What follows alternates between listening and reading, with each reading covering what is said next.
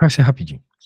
Então tem a regra da constante, que se a constante estiver sozinha, a derivada é zero, porque derivada é taxa de variação, e a variação de algo constante é zero.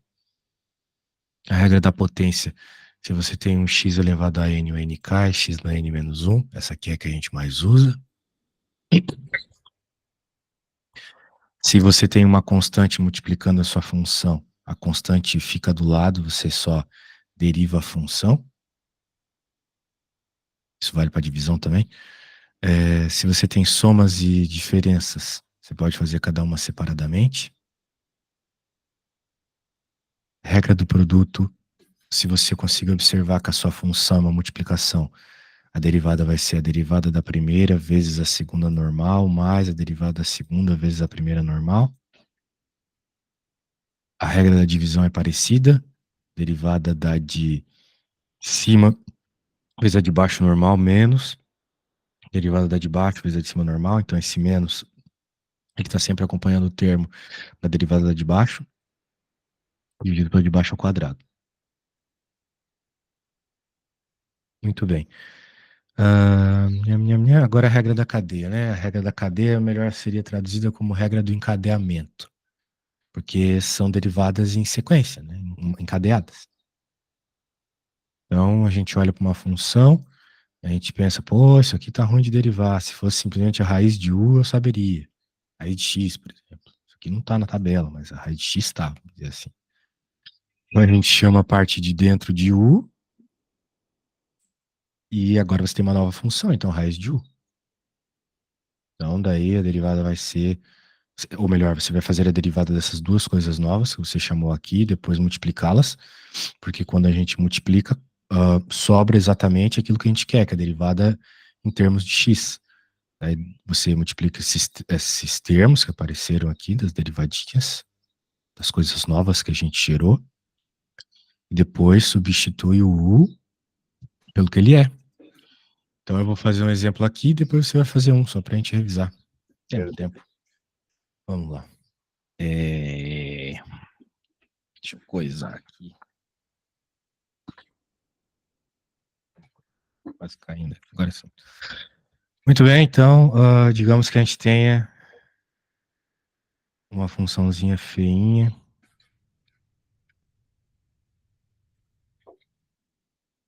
Que até daria para fazer a multiplicação de x ao cubo mais 2x 7 vezes, mas isso seria extremamente trabalhoso. É mais fácil chamar a parte de dentro de u, porque se fosse u elevado a 7, eu saberia. Simplesmente 7 vezes u elevado a sexta. Então vai ficar isso aqui, du dx igual 3x ao quadrado mais 2. Então, agora f de u. Bem, então nossa função mudou um pouco, tá? U a sétima. Então vai ficar df du igual a 7u a sexta. Beleza? Beleza. Então, agora que a gente sabe isso, né? Vamos lembrar que a gente está procurando a df dx. Pode ser escrita como a df du vezes a du dx. Sim, por curiosidade, vale a pena entender também que esses caras, eles não estão de fato divididos um pelo outro. Então, eu dizer que eu vou cortar aqui é só uma Analogia. analogia, exatamente. É uma analogia. Vai sobrar esse cara aqui só, né? Se a gente cortar. É um raciocínio para tua decoreba, né? Porque no final das contas o cara tá decorando que é a derivada de dentro vezes a derivada de fora. Exatamente. Exatamente. Então, é isso aí. Daí vai ficar 7u. U é esse cara.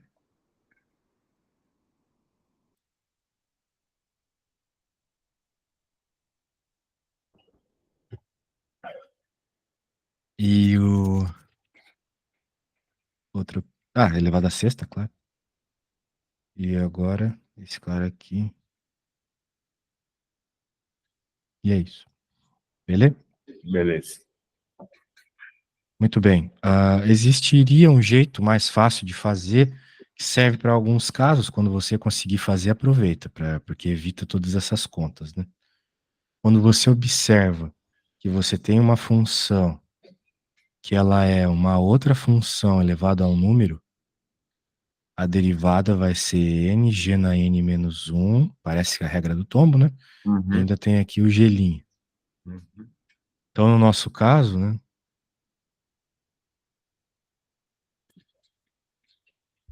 a gente consegue identificar que a g, vamos dizer assim, é x ao cubo mais 2x, certo? E o n é 7. Então, a f' vai ficar n, que é 7, g na n menos 1, ou seja, g elevado a 7 menos 1, vezes o g'. O g' é 3x ao quadrado mais 2, né? A derivadinha do cara aqui de dentro, tranquilinho. Pronto, isso aqui já é a mesma resposta que a gente obteve antes. Ok? Perfeito. Só que a gente fez bem mais rápido, né? Quando a gente conhece essa regra, sai mais rápido. Isso aqui, de certa forma, é a regra da cadeia. Sempre que você perceber que aparece um terminho derivado na frente multiplicado, é a regra da cadeia. Isso significa uma coisa, que naquela tabela que eu te mandei, essa aqui, todas essas derivadas aqui são regras da cadeia, olha só. Porque todas essas derivadas não explicitam o x. Veja a frase aqui em cima. Sejam u e v funções deriváveis de x. E n constante. Então, quando tem u aqui, tem u, ln de u, seno de u, você está falando de uma função que depende de x. Pode ser, por exemplo, um 2x ao quadrado mais 3. Qualquer coisa que dependa de x, entendeu? Então, por exemplo, qual que é a derivada do seno? A derivada do seno de x é cosseno de x. Mas se a gente tem uma função aqui que depende de x, a gente está chamando de u, a derivada, já pela regra da cadeia, vai ser u', ou seja, a derivada deste cara que está aqui dentro, cosseno deste mesmo cara. Sacou? E Quem daí é a derivada do cosseno? A derivada do u, do cara que está aqui dentro, vezes o seno deste mesmo cara. Entendendo que esse u é uma função que depende de x. Pode ser qualquer coisa que dependa de x. Beleza? Então aqui tem uma série de derivadas que eu não acho que vale a pena a gente perder tempo, né, falando sobre, porque elas são só decorebas, né? Então, tá aí na tabela, né? Eu acho que tá em algum arquivo que eu te mandei, mas é que como a gente... no começo ali, junto com a apostila. Tem a nossa... se você baixou, é que às vezes os arquivos vão sumindo, né? Natural. Sim. Anyway. Então, tem aí umas derivadas interessantes, né? Por exemplo, eu particularmente sei todas elas até a décima. Da décima, às vezes eu me perco um pouco, eu esqueço quais são. A gente usa pouco, né? Mas é bom saber que existe, né? Na tabela. Eu só sei que a derivada do cosseno é menos seno e que a derivada do seno é cosseno. Tá bom. Porque, por exemplo, o que é tangente? Tangente é seno dividido por cosseno. Então, se você usar a regra do quociente, nessa coisa que você acabou de me falar, você consegue achar quem é a derivada da tangente. E o mesmo para todas essas outras derivadas trigonométricas. Porque cotangente é o inverso da tangente, secante é o inverso do cosseno, o secante é o inverso do seno. Então é só fazer a derivada do seno, do cosseno, né? E saber as regras trigonométricas. Exato. E aqui também continua sendo derivadas trigonométricas, o problema é que aqui o bagulho é mais embaixo, para ser bem sincero. Como é que eles chegam nisso aqui, eu acho que tem a ver com integral. Mais do que com derivada, mas ignore. Ok. Tá? E é isso aí. Então, beleza. Agora que a gente já viu as derivadinhas aí mais basiquinhas, vamos ver a implícita mesmo, como tu falasse. Deixa eu pegar aqui.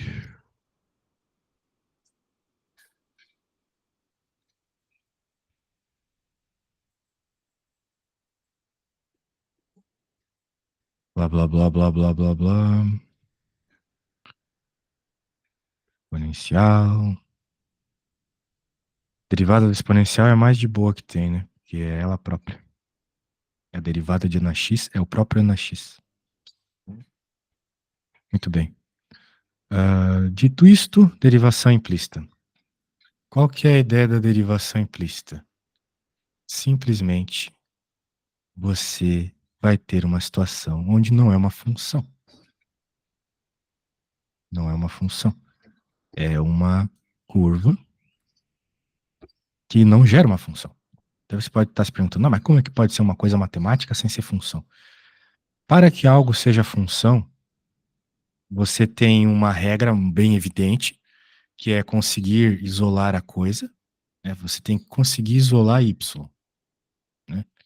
Se você conseguir isolar y, você está tratando de uma função. Mas como que a gente percebe que não vai dar para isolar antes de tentar? Ou mesmo sem tentar, né? A gente tem que olhar para a curva que descreve aquilo que você está estudando e passar uma reta vertical, o teste da reta vertical. Se a reta passar em mais de um ponto, Ela é secante. então não é uma função, tá bom? Tá. Muito bem. Muito bem. Agora, vamos lá. É isso aí. Então, por exemplo, isso aqui é uma função, separadamente desta aqui. Mas quando a gente junta as duas, já não é mais função, entendeu? Beleza. Porque passaria, né? Na retinha. Então, situações onde você não consegue isolar, né? Você consegue derivar. É possível derivar. Mas isolar, né? O y não dá. Então, por exemplo, aqui, né? Aqui não dá para isolar nem o y nem o x. Impossível. Aqui também. Quando tem, tipo, funções assim, né? Com especiais e normais ao mesmo tempo, já era. Muito bem. Então, como é que a gente faz uma derivada quando tem uma situação dessa? Porque a derivada, graficamente, é uma reta tangente à curva. E num círculo, pô, acabei de apagar o círculo, deixa eu ver se o color vai aparecer de novo.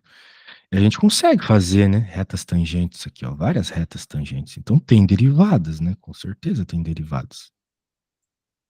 Mas como é que a gente pega essas derivadas, né? Vamos pensar assim. Nós olhamos para a nossa função e vamos derivar ela dos dois lados. Então esses risquinhos, como eu já falei para você, eles têm a ver com derivada, né? Então, o que acontece? Quando eu vou derivar aqui, a gente sabe que derivada da soma é a soma das derivadas, vou fazer cada uma separadamente. Uhum. Daí eu tenho aqui x ao quadrado, né? Quem que é a derivada do x ao quadrado? A gente sabe que é 2x. Só que como eu estou derivando, né, eu vou colocar pela derivada implícita, eu vou colocar esse dx do lado. Uhum. Por quê? Porque eu estou derivando em x, beleza? Uhum. Apesar de eu não estar deixando claro, eu estou derivando em x, dos dois lados. Mas eu tenho que derivar esse cara aqui também. Então tu tem que pensar nesse cara aqui como a regra da cadeia, é como se fosse aquele u, né? Que aparece lá na regra da cadeia. Como é que fica a derivada do quadrado, né? 2u, que é a mesma coisa. Derivada do y quadrado é 2y, certo? Derivada do y quadrado é 2y. Mas do lado, que nem na regra da cadeia, que tem a multiplicação de derivada, que a gente vai colocar dy dx. Lá não aparece o du dx multiplicando, aqui está aparecendo dy dx. E a derivada da constante é zero. Então, note que a gente quer encontrar quem é o dy dx. Então, veja, não dava para isolar o y, mas dá para isolar o dy dx. Aqui, a gente só vai jogar as coisas para o outro lado, passar dividindo. Esse cara dá 1, né? Esse cara aqui é 1. Então, ele já some. Passou esse aqui para o outro lado, né? Ficou negativo. Passou o 2y dividindo, cortou o 2, parari, parará, ficou desse jeito. Então, a derivadinha do círculo é menos x sobre y. Ali o dy ele fica sobre dx porque y é uma função que depende de x? Exatamente. Da Ah, mesma forma que o du fica sobre dx, porque o u depende de x, lá na regra da cadeia, né? beleza. Então tá bom. Maravilha. Pegou a ideia? Ó, Peguei. aqui tem uma outra um pouco mais tensa, ó, vamos ver. X ao cubo, blá blá blá, também vou derivar dos dois lados, né? Não dá para isolar. Aqui tranquilo, parecido com a anterior.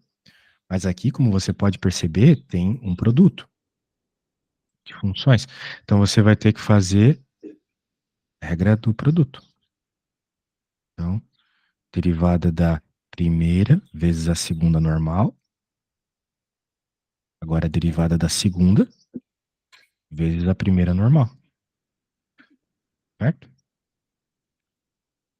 A regra do produto é isso, beleza? Beleza. Então é isso aí. Show. Eu vou fazer uma. Vou fazer bem a mais tensa, né? Que chatice. Eu vou fazer. Pega mais cabreira pra você. Sempre, né? Vocês adoram me pedir isso. Às vezes eu peço pros alunos, "Ô, escolhe uma para eu fazer. Daí eles sempre pedem a mais difícil. Então, vamos derivar todo mundo, né? Então vai ficar 4y ao cubo dy dx, que eu estou derivando em x. Aqui, regra do produto. 3 vai para frente. Derivada da primeira é 1, vezes a segunda normal, mais derivada da segunda, dy dx, vezes a primeira normal. Regra do produto. Beleza? Beleza. Derivada do ln. Derivada do ln é 1 sobre o argumento. Está lá na tabela. Tá. Mas como é y, né? dy dx. Sempre que for y, tem que colocar esse cara do lado multiplicando. Right? Então agora a gente vai abrir esse parênteses aí e já vai deixar o dy dx isolado. Então aqui vai ficar 4y ao cubo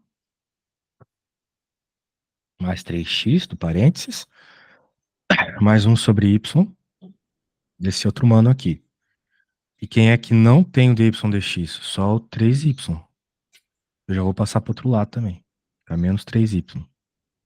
Cara aqui, né? Tudo bem? Tudo certo. E agora, como eu quero isolar o dy dx, ele já está meio que isolado do lado esquerdo, é só passar aquele cara dividindo. O cara que está multiplicando ele, daí a gente vai ter a derivada, já acabou. Então, opa. Então é esse cara aqui, dividido por esse. Então, basicamente, tu derivou tudo, usou a regra do produto, aí tu deixou o dy dx em evidência, e aí tu pegou todo o termo ali, que é aquele polinômio feio pra caralho, e passou pro outro lado. E aí tu isolou. É isso? Exatamente. Beleza. Muito bem. Agora, vamos lá. Vou te pedir para fazer uma, tá bom? Por favor. Que é fácil Então, até, né? Difícil difícil duas é. é de boa. Vai ser de boa. Vai ser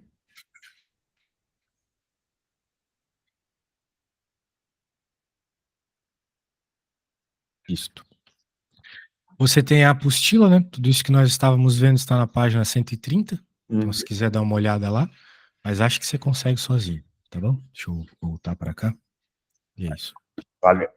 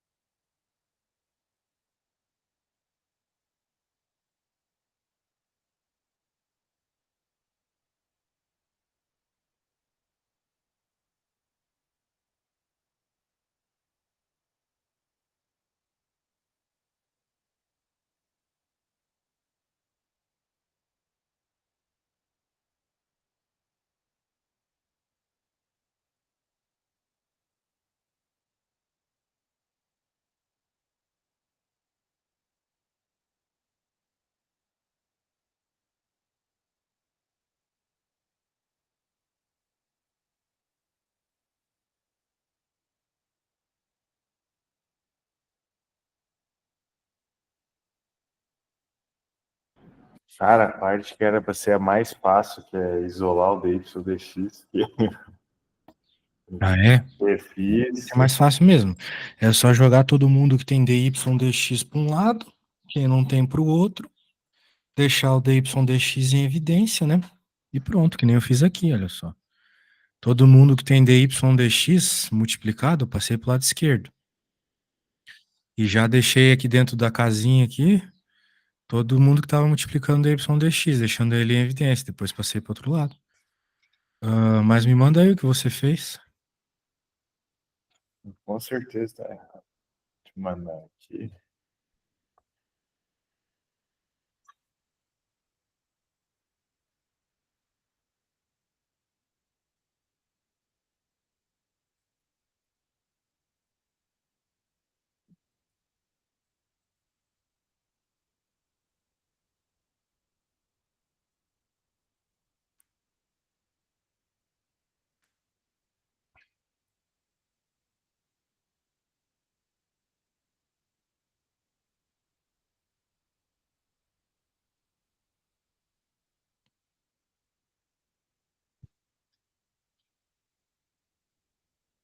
Peraí que não tá indo. Só um segundinho. Sem pressa.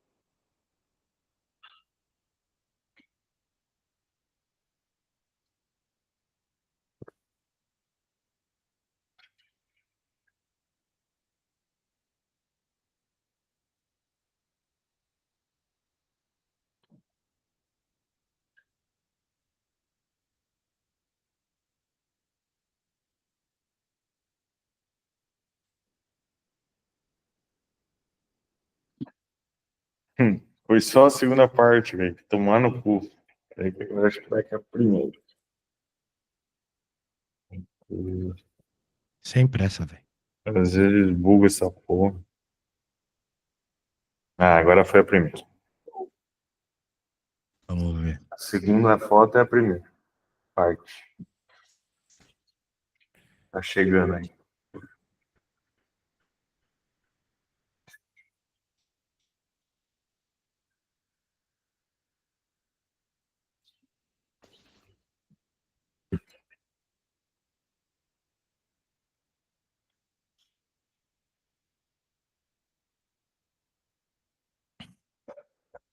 Parece bom, cara. Vamos ver a próxima aqui. Não, hora de isolar, nem me embananei, velho. Tenho Pô, certeza. agora é a parte de boa. É só deixar o dy dx em evidência. Mas eu Ó, podia fazer isso, o 4y vezes dx passar para outro lado? É que eu passei claro, o tempo todo, mas né? você vai começar deixando ele em evidência, né? Então, o que acontece? Aqui você vai ficar com dy dx, vai ficar menos 3x menos 4y. Pronto. E agora é só passar isso para outro lado, Ah, então não errei. Animal. né? Então,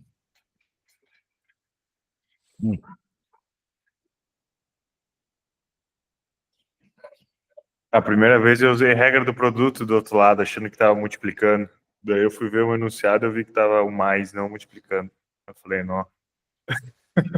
Pronto. Pegou a ideia? Peguei. É que eu achei que tava errado eu ter passado pro outro lado, mas tava certo, então. Tava certo. Tem que sempre deixar Em evidência. de um lado só, né? Porque a gente só consegue isolar se tiver de um lado só inicialmente. Beleza? Beleza. Beleza, então. Tá. Por isso que é bom fazer, velho. Se o cara fica É. só olhando, ele. Se ficar só olhando, não adianta. E a interpretação geométrica é isso mesmo que eu estou dizendo aqui, ó. É isso aí. Vamos ver aqui. Ó, essa aqui é uma questão prática, bem interessante. Seja C uma circunferência com centro na origem e raio igual a 2. Então, com essas informações aqui, a gente sabe qual é a equação, apesar dele não ter dito. Ou deveríamos saber, pelo menos. É x ao quadrado mais y ao quadrado igual a 4, ok? Ok. Porque a equação de uma circunferência tem a ver com o ponto onde ela está centrada e com o raio dela. Mostre que a tangente a C no ponto 1 raio de 3 é ortogonal à reta que passa pela origem do sistema de coordenadas e pelo ponto P. Bem, isso aqui é um conhecimento que a gente usa no ensino médio sem provar, né? Que toda reta tangente à circunferência, ela vai ser perpendicular ao raio naquele ponto. Ela é tangente. Então é o que está rolando aqui, né? O raio é esse. Claro, a gente pode prolongar ele e dizer que é uma reta que passa pela origem e tal, mas na realidade a gente está falando do raio, né? E ele está querendo que a gente prove que a reta tangente à circunferência neste ponto, onde o raio está cruzando ali, que a gente chamou de ponto P, ela é perpendicular ao raio, né? A reta tangente é perpendicular ao raio. É isso que a gente está se propondo a fazer aqui, ok?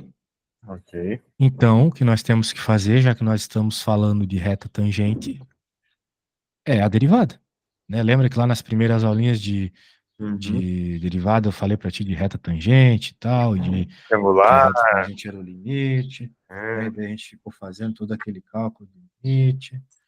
Agora a gente já não precisa fazer isso, porque a gente já entendeu que a derivada é aquela fórmula mais simples, né? Claro que tem que fazer pela derivação implícita, mas encontrando a derivada a gente já tem o coeficiente angular da reta. Ok? Ok.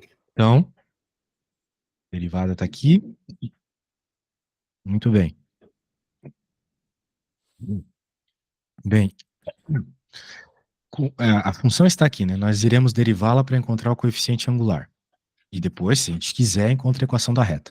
Mas esse exercício especificamente não precisa de tudo isso, porque ele só pede para a gente provar que elas são ortogonais. E o que define uma reta ser ortogonal à outra são os coeficientes angulares delas, tá? São Tá. essas características da reta. Lembrando o coeficiente angular, né? É o A, né? Da equação y igual a ax mais b. É esse númerozinho aqui que multiplica o x, que normalmente na escola a professora fala para a gente que pode ser obtido como dy dividido, delta y dividido por delta x, né? Mas que no contexto de cálculo tem a ver com o coeficiente angular da reta tangente, que é a derivada no ponto que a gente estiver estudando, beleza? É quando o H tende a zero lá, né? Isso. Mas aquilo lá, aquele delta, ou H que tende a zero, ou delta X que tende a zero, que nem eu costumo fazer, ele na realidade é uma forma de você escrever a equação da derivada pela definição, e nós não vamos perder tempo fazendo derivada pela definição, beleza? Claro. Nós já sabemos como fazer derivada. Então, a ideia é essa, só relembrando, né, o que é derivada, agora o que é coeficiente angular. Agora voltando aqui, então o nosso objetivo é verificar que o coeficiente angular da reta tangente, que eu posso obter por meio da derivada, e o coeficiente angular da reta vermelha, que eu posso obter por meio desse jeito do ensino médio, eles são ortogonais. Mas como que a gente verifica que dois coeficientes angulares são ortogonais? Nós temos isso aqui, ó, é uma fórmula. Se o coeficiente angular de uma reta multiplicado pelo da outra der -1, significa que eles são ortogonais, beleza? Beleza. Então a gente vai encontrar os dois coeficientes angulares, baseado nas informações que o enunciado deu, fazer a multiplicação e ver se dá menos um. Então, por exemplo, o primeiro que ele faz é o da reta R, que é a vermelha, que passa pela origem, 0, 0, e passa por esse ponto aqui, 1 raiz de 3, que também é um ponto que passará a reta verde, mas ela a gente se preocupa depois. Então, com esses dois pontos, a gente já tem informação suficiente para encontrar o coeficiente angular. Delta y por delta x, olha só. Uhum. Y final menos y inicial, x do ponto final, x do ponto inicial. Ficou raiz de 3. Ok? Beleza. Então, esse é o coeficiente angular da reta vermelha, a reta que passa pela origem, que está associada ao raio.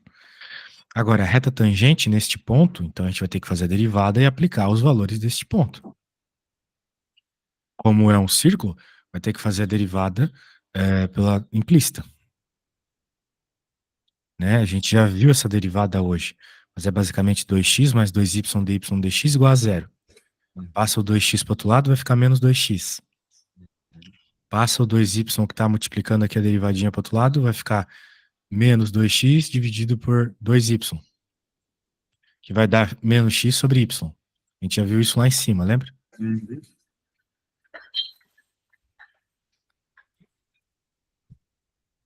Então, com esse coeficiente, com essa fórmula de coeficiente angular, a gente só precisa jogar as coordenadas do ponto tangente que nós estamos estudando, que é o 1 e raiz de 3. X1, y raiz de 3. Vai ficar menos 1 sobre raiz de 3. Esse é o coeficiente angular de uma reta, esse é o coeficiente angular de outra reta. O que acontece se a gente multiplicar os dois vai dar menos 1. Então, de fato, essas duas retas são perpendiculares, ok? Fazem 90 graus uma com a outra. Beleza. Beleza? Beleza. Beleza, então. Então a gente vai fazer, vamos tentar fazer um exercício que tem a ver com isso aqui, cara. Deixa eu pegar aqui. Derivada implícita.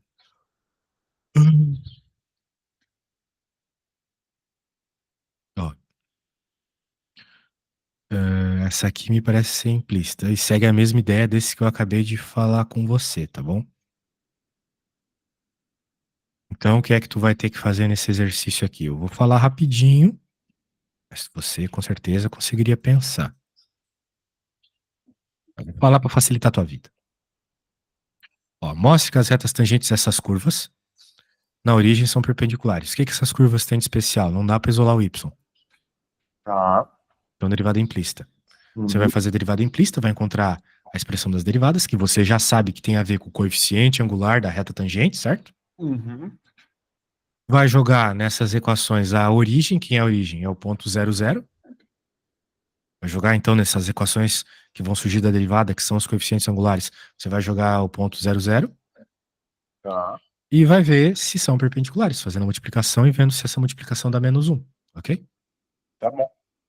Então, relembrando, né? Tudo que nós estávamos vendo estava lá na página 131, eu acho. Isso. Isso. Então, qualquer coisa, vai lá para a página 131 e use como referência, beleza? Beleza. Eu vou mijar só e já faço. Beleza.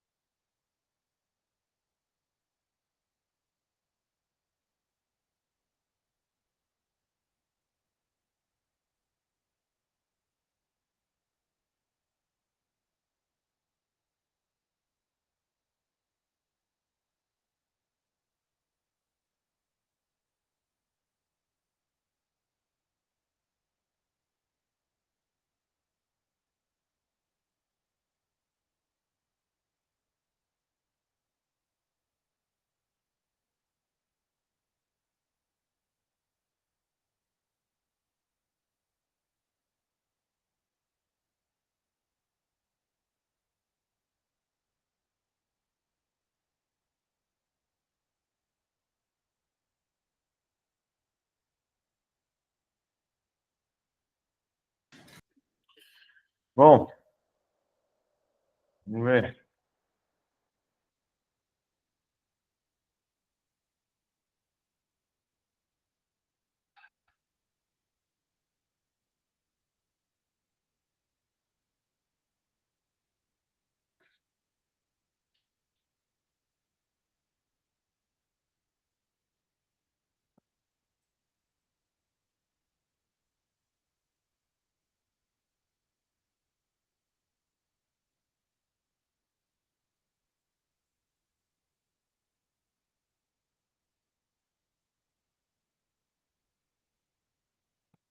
Primeiro eu fiz passo a passo, segundo eu tentei fazer um pouco mais direto.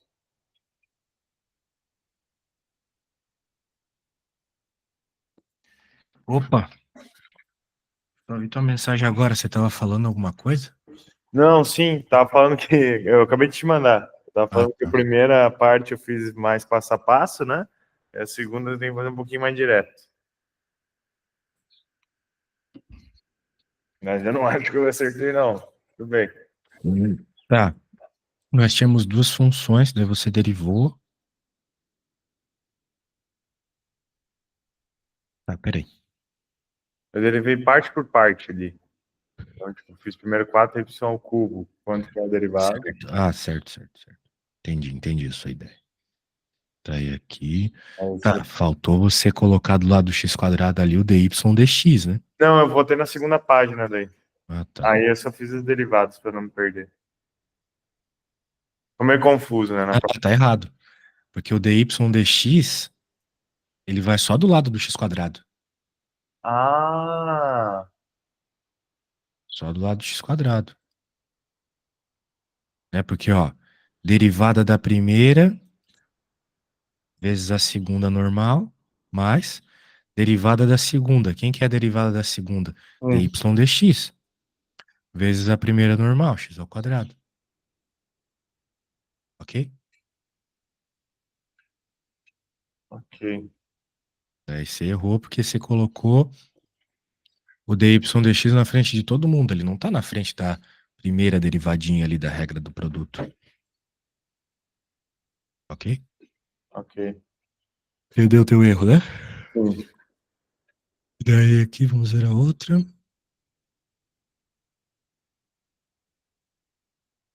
Aqui dá menos um, aqui dá 5y dy dx. Certo? Daí você isolou errado aqui, né? Uhum. E daí você jogou o valor, deu esse.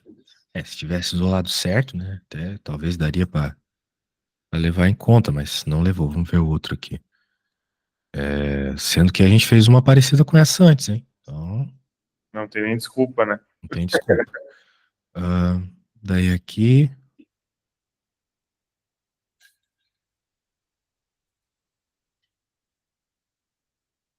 Tô entendendo aqui na outra.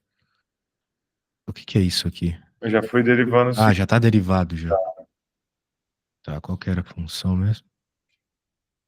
Ah, tá. Aqui parece que tá bom. Só confirmar uma coisa. Aqui era a regra. Não, aqui. Aqui era mais fácil porque não tinha a regra do produto. Uhum. Daí, quanto é que deu? Deu. Deu 5. Deu menos 5. Uhum. Então, talvez na sorte, né? Você provou que era perpendicular mesmo. Apesar de você ter errado lá, isso não afetou a resposta final, né? Porque, de fato, deu que os dois coeficientes angulares são geram retas perpendiculares, certo? Uhum. Então, é isso aí, velho. Sorte, hein? Mas, cuidado, O velho. objetivo eu acertaria, vai. Se fosse objetivo, acertava, verdade. Muito bem. A derivada da função inversa agora. A gente falou um pouco de função inversa quando nós estávamos estudando aquelas matemáticas mais básicas. Lembra? Uhum. Quando a gente inverte uma função, né? Normalmente isso significava isolar a outra letra, né? Então, às vezes é possível isolar outra letra. Mas às vezes não é possível. Uma função básica, assim, que não dá para isolar outra letra é a Bhaskara, né? A equação de segundo grau. Sacou? Uhum. Então, é isso. Agora, com isso em mente, né? Vamos ver como é que funcionam as derivadas com as funções inversas, né? Então, aqui ele derivou tranquilinho a derivada, ele derivou tranquilinho a função aqui, tranquilinho, beleza. Então, a gente consegue encontrar simplesmente aqui o dy dx. Agora, como é que a gente poderia encontrar o dx dy? A ideia aqui é reescrever a função, né, em termos de x, isolado, né? Então, isolando o x aqui, ficou desse jeito, isolando nessa função x, x igual a y ficou desse jeito, ok? Uhum. Claro que ele só mostrou, né? Nós teríamos que fazer isso. Ah, vamos fazer, né? Não tem nada para fazer. Vamos fazer. Vamos isolar o x nessa função aqui. E aí, como é que a gente começaria isolando o x? Eu começaria passando esse x mais 2 multiplicando. Justo. Agora, a ideia é deixar o x isolado. Então, nós podemos, sei lá, o que a gente pode fazer aqui? Multiplicar, vamos ver o que acontece. Multiplicar os dois por y? Não. E agora eu vou deixar todo mundo que tem x de um lado que não tem do outro. Sempre isso, né? Uhum. E agora eu vou deixar o x em evidência. E agora, passo para o outro lado. Pronto, isolado. Beleza? Ok. Ok. Aqui acabou o espaço. Deixa eu salvar isso aqui. Beleza. Assim que se isola, então foi isso que ele chegou.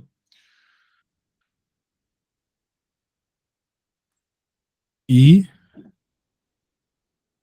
agora ele derivou. Beleza? Uhum. Daí ficou desse jeito.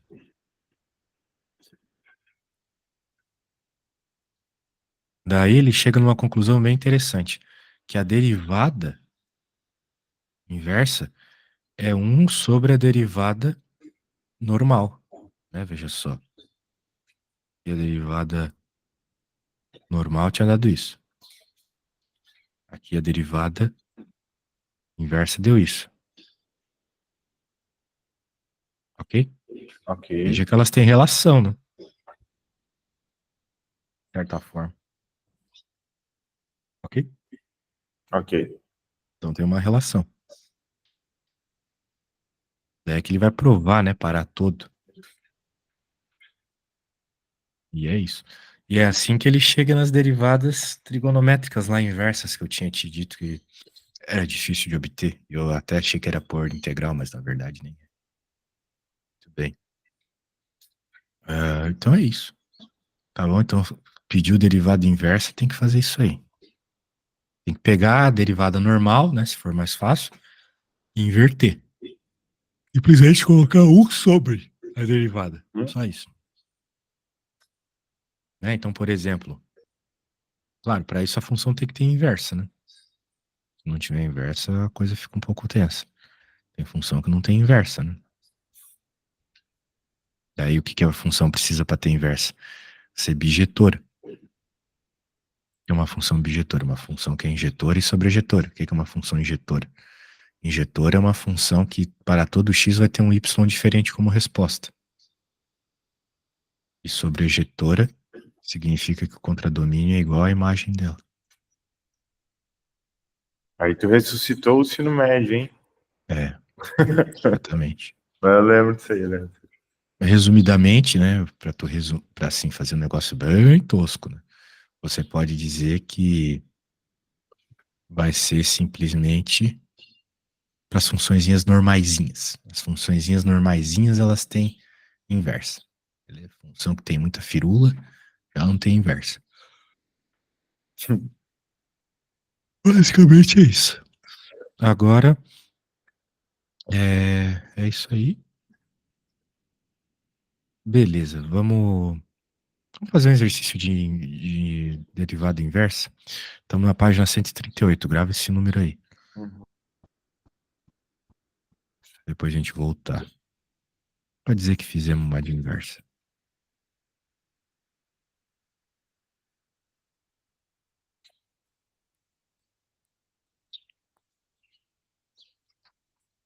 Ah, não tem nenhuma inversa aqui.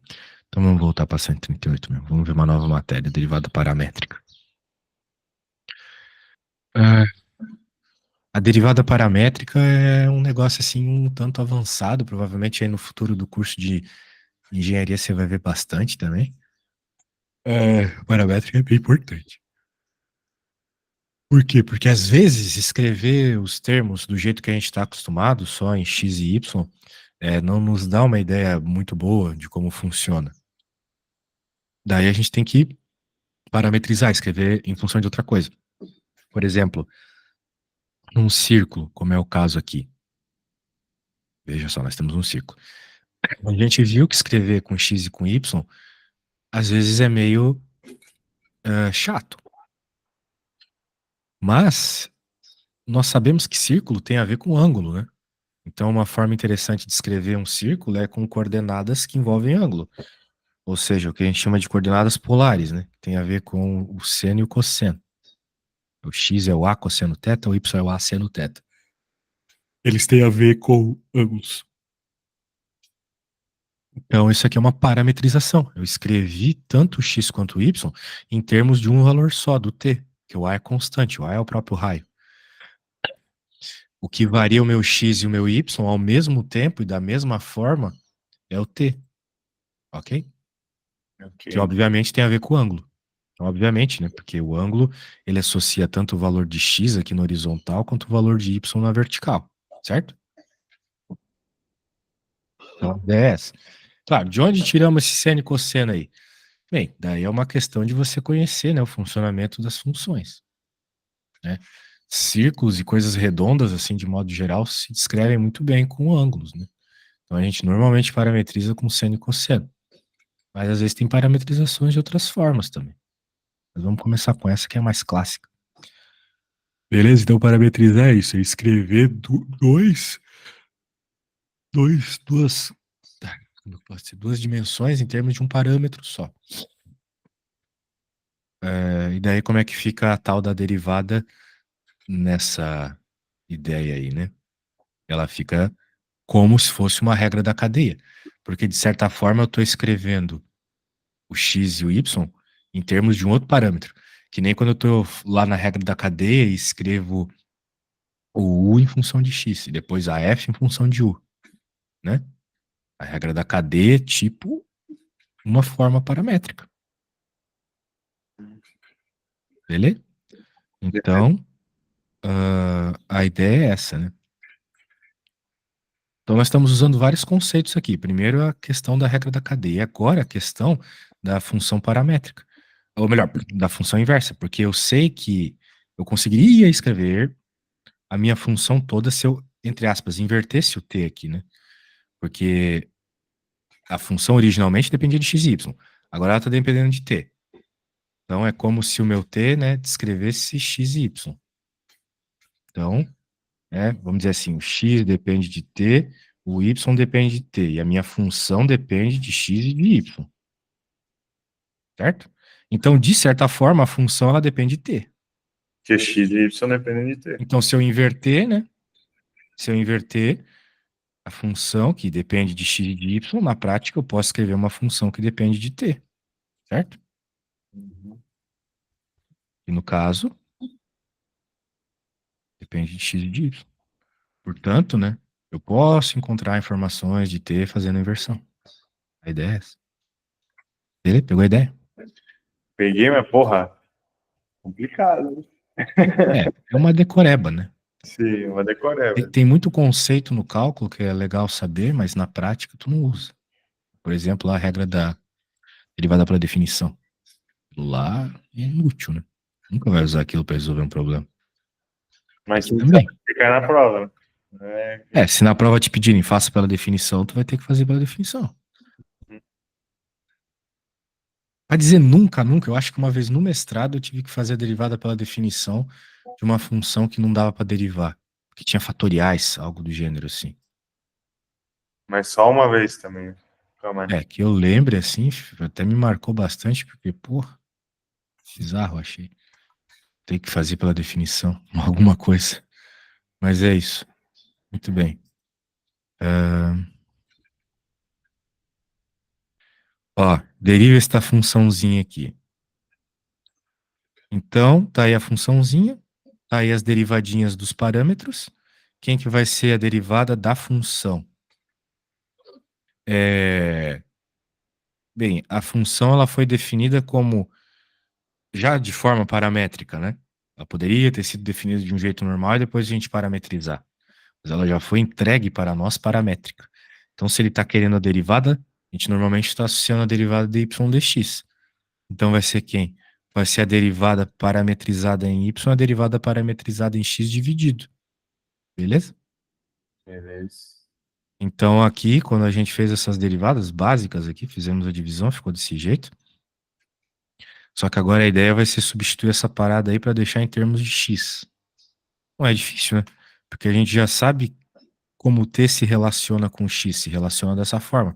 Então, se eu isolar t, vai ficar desse jeito. T em termos de x é isso. Então, agora é só pegar minha derivada aqui e substituir. Pronto. Então, eu encontrei uma derivada normal, né? Ou seja, em termos de x e y, por meio da parametrização. Beleza? Beleza. Então, resumindo o que foi feito, pegamos as parametrizações, derivamos em termos de t, dividimos para encontrar dy dx, tipo uma regra da cadeia. Depois isso que ficou em termos de t, a gente isolou o t em termos de x, que é o que normalmente a gente deixa na derivada, né, em termos de x. E já era. O, Beleza? o dy dx foi basicamente tu encontrar o y em termos de x, né? Em relação a x. E aí, como A os dois. derivada, né? Se você chega e fala assim, vamos encontrar o y em termos de x, a pessoa vai achar que você está pensando na função, não na derivada da função, certo? Tá. Então, sim, Cuidado com isso. isso. Então, tá bom.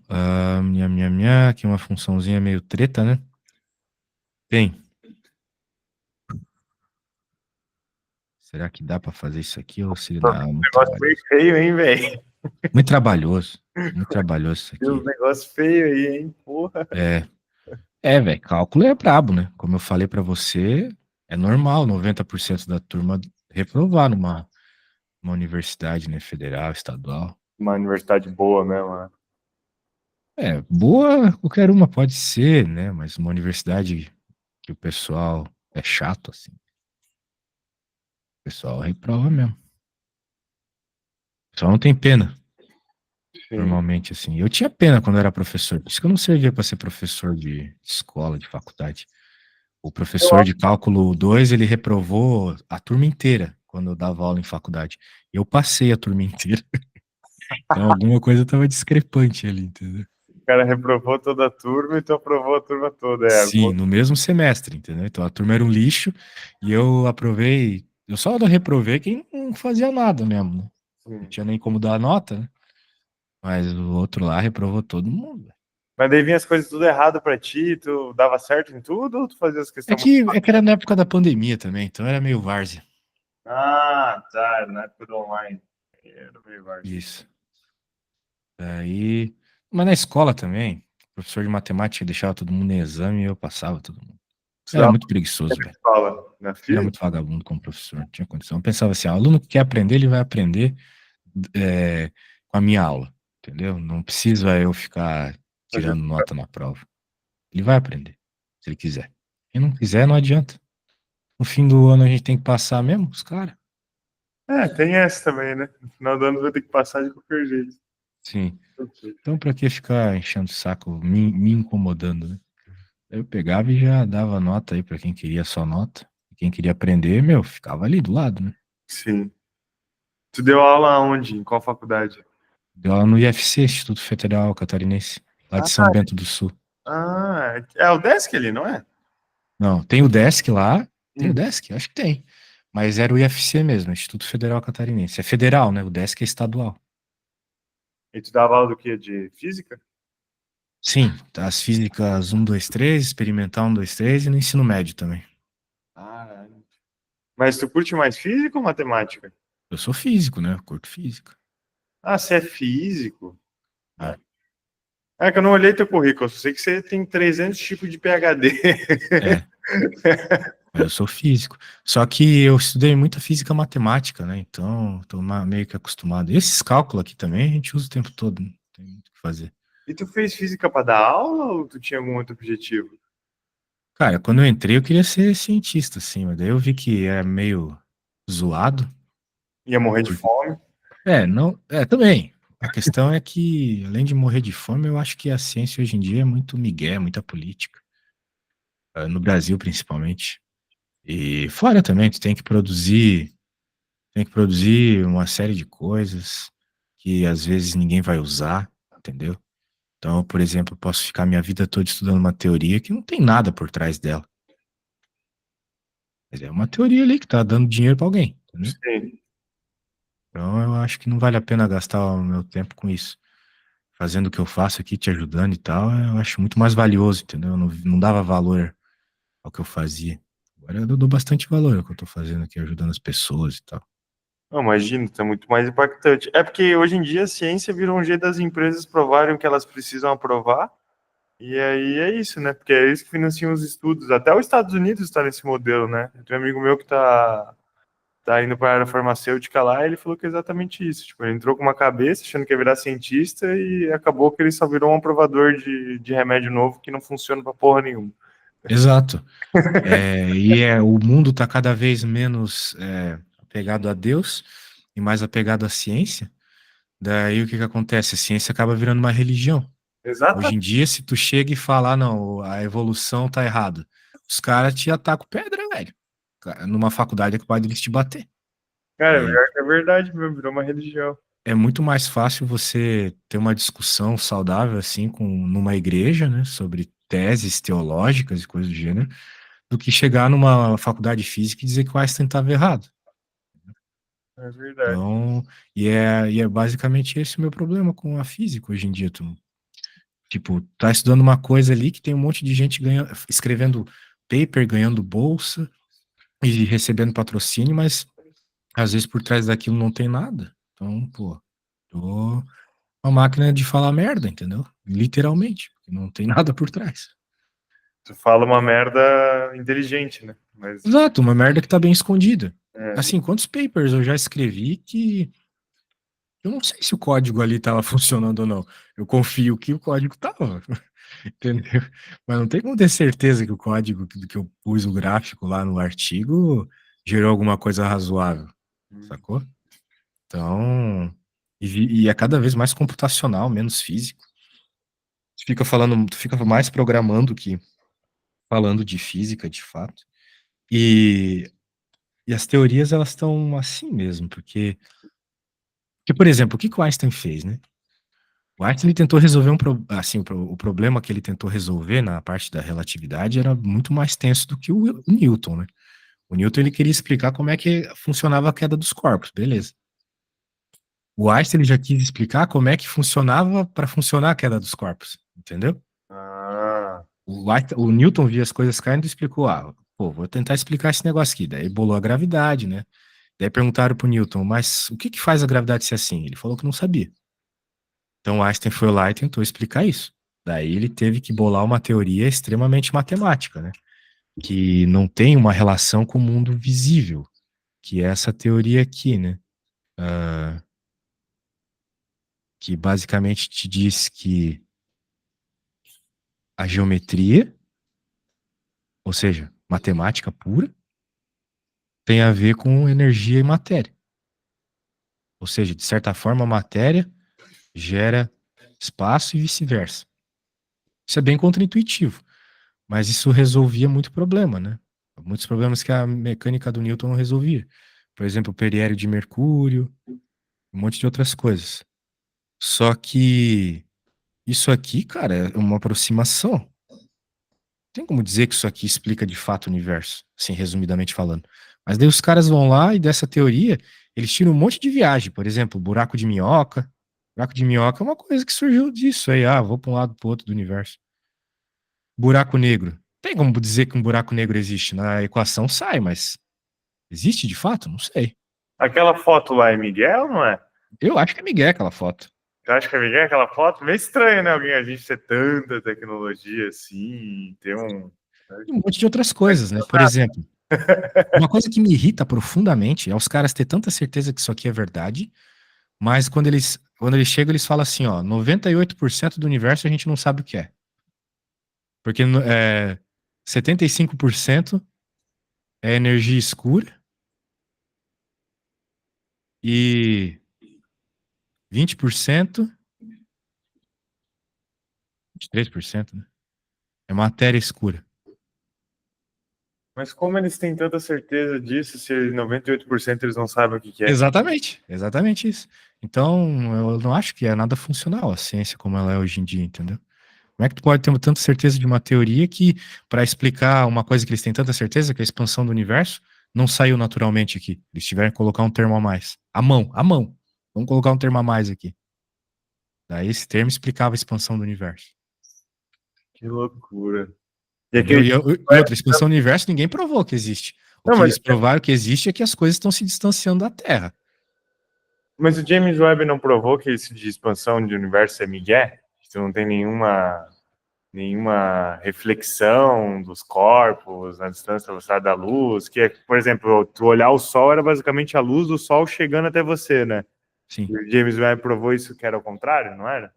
Ou não? Olha, eu não vi nada disso, tá? Eu sei que o James Webb tá provando umas coisas que a ateusada aí não curte. Que é, por exemplo, o fato de que o universo não pode ter 13,7 bilhões de anos.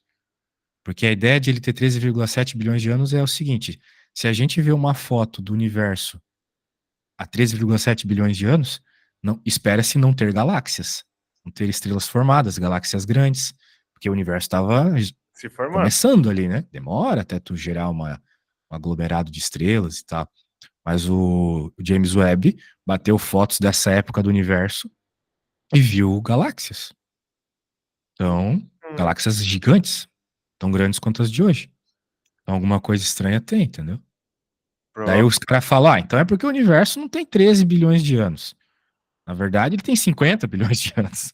Então, tipo, sabe quando eles falavam dos religiosos, dos deuses das lacunas? Quando o religioso, quando uma coisa não sabe ser explicada pela ciência, o religioso diz que foi Deus. A ciência é a mesma coisa, é o tempo das lacunas, né? Quando a Não ciência tá conseguindo explicar explicar o universo com 13 bilhões de anos, taca mais 40 bilhões de anos e pronto. E aí Só tu que virou um gênio. não funciona, né? E assim, essa ideia de bilhões de anos, cara, ela tem muito a ver com os fósseis da Terra, né? As medidas fósseis, né, são baseadas em carbono 14 lá, que é um método extremamente falho para coisas com muitos anos. É falha aquilo lá? Para coisas com muitos anos, sim. Para Ah, coisas recentes, não. mas Ele funciona bem. usava muito essas porra em corpo de delítio, enfim. Sim.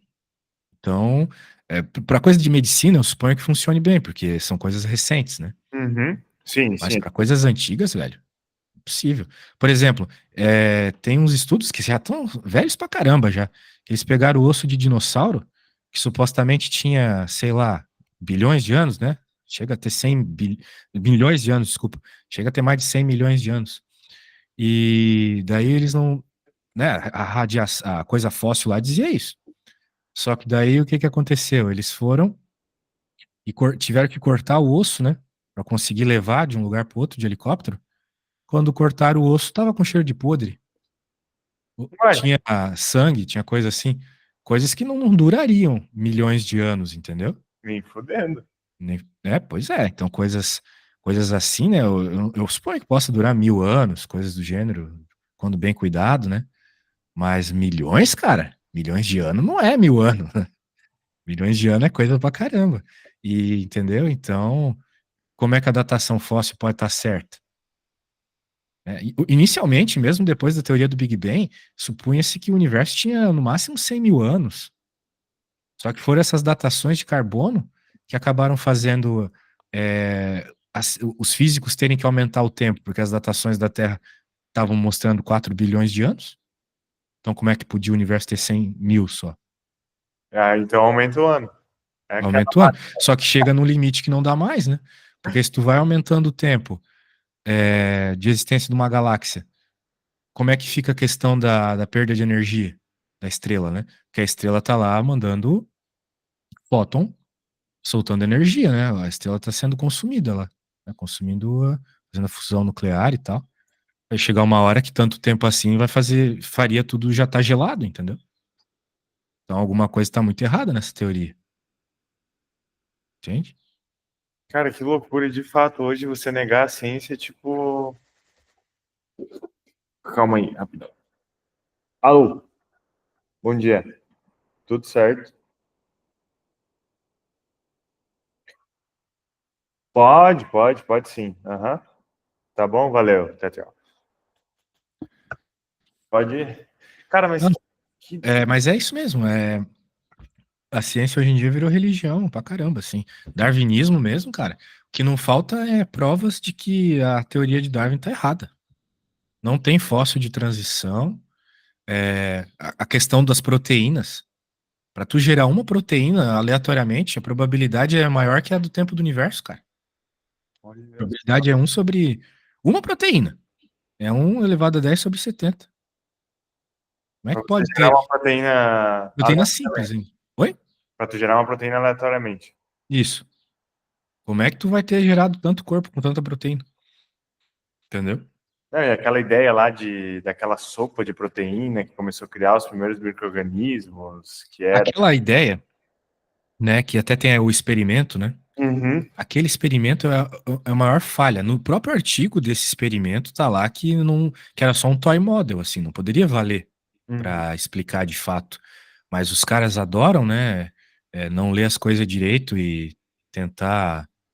Tem muito cara aí que é ateu, assim, todinho, né, cara? Quer provar que Deus não existe e tal, e usa qualquer besteira pra isso. É, que ele é o dono da razão, né? Ele é o dono da razão. Daí o que que acontece? Nesse experimento aí, cara, bem, o nosso, a atmosfera da Terra, naquela época, tinha muito mais oxigênio que hoje, né? Uhum. Então, supunha-se que esse experimento tinha que ter uma atmosfera com oxigênio. O problema é que não era. Eles não fizeram com oxigênio. Porque se repetisse, né, se tentasse fazer, ia ter muita combustão. Porque, né, oxigênio gera combustão, Sim. né? Então, não tinha como funcionar. Então, eles fizeram uma atmosfera é, sem isso, né? Sem oxigênio. Tem um nome para isso, mas eu não lembro agora da química. Não sou muito bom em química. Acho que eles fizeram uma atmosfera básica. Tem, né? Tem base, tem ácido e tem óxido, né? Ela não era óxida. Daí, mas isso não faz sentido, né? Porque supõe-se que naquela época tinha muito mais oxigênio que hoje. Cara, tu vê, né? Tu aprende isso na escola como se fosse uma máxima verdade que é Sim. impossível tu negar isso, né? Tu aprende evolução como se fosse uma máxima verdade, pô, sem Uhum. ter ouvido falar que, pô, o próprio Darwin falou que os fósseis eram uma falha muito grande na teoria dele, né? Só que o que que o Darwin falava? No futuro vai ser cavado mais e vai ser encontrado os fósseis de transição. Não se encontrou fóssil de transição até hoje, cara. E na verdade o que se encontrou foi uma coisa muito curiosa. Tem um determinado momento das escavações que parece que surgem todos os fósseis ao mesmo tempo, assim, entendeu? Todo tipo de animal ao mesmo tempo. Tem um Sério? nome para isso que eu não lembro agora. Mas se tu Caraca. procurar, escreve no chat GPT, isso que eu tô falando, que ele vai te dizer. Tem um Já momento. que o chat GPT, eu fico às vezes discutindo com ele, né? Ele fala assim que, não, mas com certeza a evolução é certa, daí eu começo a dar uns argumentos dele fala, é verdade, a gente tem que ser um pouco, como é que ele disse da última vez que eu perguntei, a gente tem que ser um pouco imparcial. É que agora ele tem aquele O1, né? Aquele O1 ele pensa também. Pensa, né? Não que pense mais. É, eu fico chateando com ele o dia todo também. Outra vez eu faço uma pergunta pra ele. Pois é. Ele se deixar ali começa a falar. Por exemplo, esses dias eu tava discutindo com ele, ô chat, me prova que a Terra tá se mexendo. Daí ele deu um monte de argumento assim. Eu falei, pô, chat, todos esses argumentos aí valeria para uma Terra parada também. Pela questão do próprio referencial, né? Na física independe do referencial. Sim. Então, por exemplo, Ele falou, por exemplo, tu já deve ter ouvido falar do pêndulo de Foucault e da força de Coriolis. O que é a força de Coriolis? Quando você atira uma bola, né, de canhão, por exemplo, a Terra gira nesse tempo, né? Então tem que levar isso em conta, né? Por Uhum. exemplo, tá tentando atacar um navio, mas se o navio está muito longe, a Terra girou um pouco durante esse processo, então tu vai ter que levar isso em conta na hora do tiro, né? Essa é a força de Coriolis. E tem também o pêndulo de Foucault, que é um pêndulo que gira, demora 1 ano para girar. Isso tem a ver também com a Terra supostamente está em movimento. Só que isso funcionaria para uma Terra parada e o universo girando em torno da Terra. Uhum. Porque fisicamente isso é um fato, desde Newton. Eu falei isso pro chat, ele falou, é verdade. Daí eu falei, então me dá mais motivo, então me dá outros motivos aí. Ele deu os mesmos motivos. Então não existe argumento, sabe? Eles Ele tentam. fala que ele não tem viés, né? Ele é enviesado pra caralho, vai tomar Sim, ele é muito enviesado. pra não ser E cancelável, né? Senão ele começa a ser cancelável, imagina. sim. Daí é isso, cara. Tem muita viagem aí que a gente leva como verdade e não tem como provar, cara. O próprio Hubble, né? A gente leva em conta cientificamente que o universo está em expansão e é enorme, porque o Hubble percebeu que todos os corpos estavam se distanciando da Terra, né? Ele pegou o telescópio dele lá, que é até depois um satélite ganhou o nome dele, percebeu que todos os corpos estavam se distanciando da Terra, menos o grupo local, né? Daí ele teve duas conclusões disso. Uma era que a Terra estava parada no centro do universo, tudo se distanciava dela. E a outra, são as conclusões dele. Hoje em dia existem mais opções para a resposta dessa pergunta. E a outra era que de qualquer lugar do universo que a gente olhasse, as coisas se distanciariam também. Né? Esse seria o princípio isotrópico do universo. Daí ele disse assim, tá escrito isso no paper dele, em 1920. Esse paper é dessa época.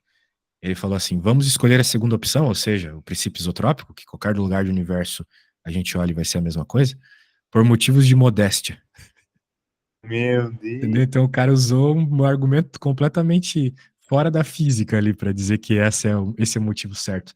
Porque colocar a Terra no centro do universo teria muitas consequências, né, cara? Consequências teológicas, vamos dizer assim, sabe? Uhum. Então eu não estou dizendo que a Terra está no centro do universo, eu só estou dizendo que é uma possibilidade que não foi levada em conta, entendeu? Não, e outra coisa, que tu também não pode provar contra também, né? Esse que é o detalhe. Eles provam isso como se fosse uma máxima, mas você não tem como provar essa máxima, entendeu? Exatamente, você falou uma coisa maravilhosa que eu estava até esquecendo. Quando tá falando de um princípio científico, ele precisa poder ser contra-argumentado, ser contra-provado. Uhum. Ter algo que se acontecer, tá desprovado, entendeu? Uhum. Então, isso é um fato, na ciência tem que ser assim. Então, por exemplo, Darwin não tem isso, o darwinismo não tem. Por exemplo, por muito tempo, né, depois que você leu o genoma humano, eles pensavam assim, 90% do genoma praticamente é inútil, porque só 10% do DNA realmente servia para alguma coisa. Isso é um fato, né? Uhum. E daí, pelo menos era um fato até alguns anos atrás, pouquinhos anos atrás. Daí, os evolucionistas diziam, então é porque essa parte aí do DNA, que é inútil, ela é um resquício da evolução, coisas que a gente não usa mais, etc. Beleza. Daí, recentemente, descobriram que essa parte aí do DNA é importante. É necessária. É realmente necessária para o funcionamento.